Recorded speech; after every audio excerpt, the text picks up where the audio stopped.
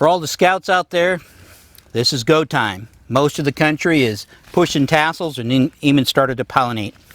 When this corn plant sticks that tassel out, it's waving at you.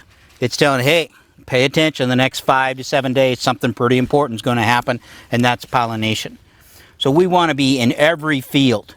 In some cases, we may have to be in every field 2-3 times a week, just making sure pollination goes off.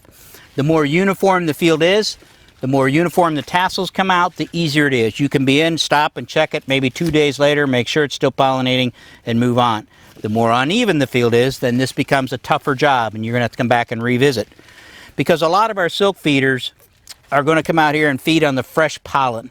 That means all the silks are pollinating today. That's a lot to feed from. But if you have stranglers that come along 3-4 days later and there's fresh pollen there, or a week later, that's where they're going to congregate to, and then we're going to have a lot of silk clipping on those individual plants. We want the ears off of those plants. We're going to want to make sure this corn gets pollinated. We'd love it to pollinate from butt to tip in 3 days, but sometimes it can take 10 days.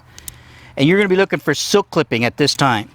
It's going to be mainly in the Midwest. It's going to be the rootworm beetle and the Japanese beetles we have here. You can see the frazzing and the trimming that they're doing, and you can see the beetles that are here on the silk.